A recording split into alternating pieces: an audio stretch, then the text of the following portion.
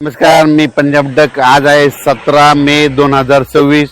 मी आलोय आर्णी मध्ये, हे यवतमाळ जिल्ह्यामध्ये, विदर्भामध्ये हे आर्णी तालुका आहे। आर्णी या ठिकाणी आलोय आणि पाहू शकता हे यांचं उन्हाळी हे पीक आहे हायब्रिड।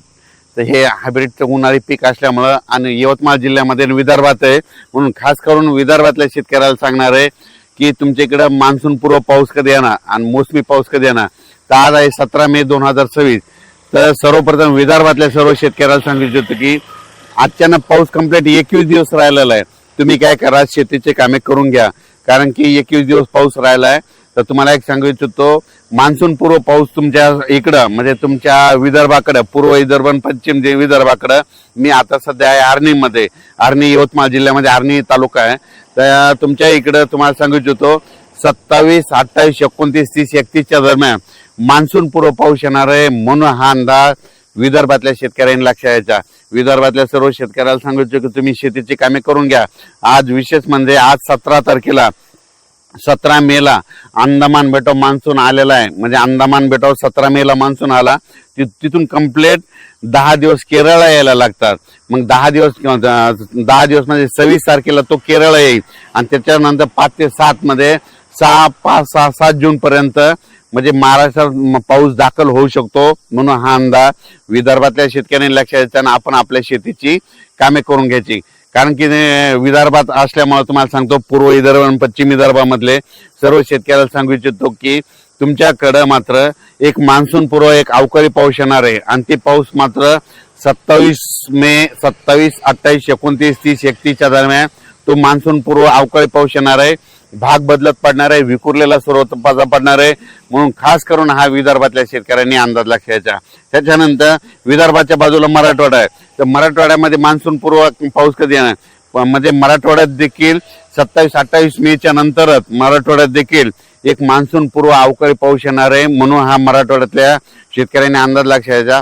मराठवाड्यातल्या सर्व शेतकऱ्याला सांगू इच्छितो की अचानक कंप्लीट 21 दिवस पाऊस राहिलेला आहे। तर तुम्ही काय करा, शेतीची कामे करून घ्या।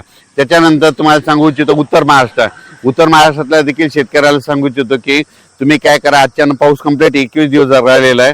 तुम्ही जवळपास म्हणजे 21 दिवसापर्यंत तुम्ही तुमची शेतीचे कामे करून घ्या, कारण की उत्तर महाराष्ट्रात देखील म्हणजे 27, 28, 29 म्हणजे मेच्या शेवटच्या आठवड्यात चांगला एक मान्सून पूर्व अवकाळी पाऊस येणार आहे आणि त्यामध्ये तुमची शेतीची कामे होणार आहे। पण या पावसामध्ये विजेचं प्रमाण जास्त असल्यामुळे शेतकऱ्यांनी शेतीचे कामे करत असताना आपली स्वतःची काळजी घ्यायची, झाडाखाली थांबायचं नाही। त्याच्यानंतर आपण आपल्या याच्याकडे पश्चिम महाराष्ट्राकडे होऊ तर पुणे जिल्हा, सातारा जिल्हा, कोल्हापूर जिल्हा, अहिल्यानगर जिल्हा, बीड जिल्हा ह्या पट्ट्यातल्या शेतकऱ्याला सांगू इच्छितो की तुम्ही देखील काय करा, अचानक कंप्लीट 21 दिवस पाऊस यायला शिल्लक राहिलेले 21 दिवसामध्ये तुम्ही तुमची शेतीची कामे करून घ्या। कारण की मेच्या शेवटच्या आठवड्यात पुणेकडे देखील एक आणि कोकणपट्टी घाटमाट्यावर देखील पाऊस सुरू होणार आहे, म्हणून हा अंदाज सर्व शेतकऱ्यांनी लक्षात घ्यायचा। मग सांगायचं झालं तर कोकणपट्टीकडे तर जवळपास 23 तारखेच्या नंतर तिकडे पावसाचं वातावरण तयार होणार आहे। म्हणजे कोकणपट्टी, सातारा, कोल्हापूर, सांगली हे पट्टा, त्याच्यानंतर अहिल्यानगरकडे 24 तारखेच्या नंतर तिकडे वातावरण बदलायला सुरुवात होईल। पण 24 तारखेपासून फक्त कोकणपट्टी आणि घाटमाटा परिसर त्या भागामध्ये मान्सून पूर्व अवकाळी पाऊस सुरू व्हायला तयार होणार आहे, म्हणून त्या शेतकऱ्यांना अंदाज लक्षायचा। सगळ्यात महत्त्वाचं पुणेकराला सांगू इच्छितो की पुण्याकडे देखील 25 मे पासून तुम्हाला पाऊस पाहायला भेटेल आणि गरमीपासून सुटका भेटणार आहे, म्हणून पुणेकरांना देखील अंदाज लक्षात यायचा। राज्यातल्या सर्व शेतकऱ्याला सांगू इच्छितो की राज्यामध्ये मात्र अचानक पाऊस कंप्लीट 21 दिवस पाऊस राहिलेला आहे। तुम्ही शेतीचे कामे करून घ्या।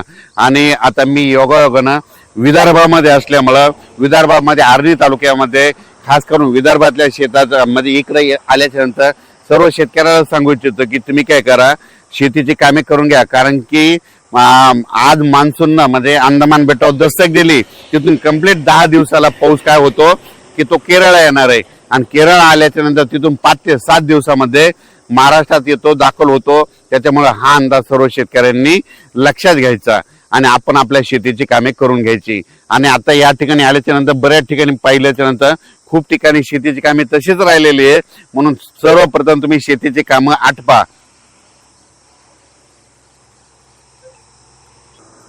परत एकदा विदर्भात असल्यामुळं पूर्व विदर्भ आणि पश्चिम मध्ये 11 जिल्ह्यात आहे.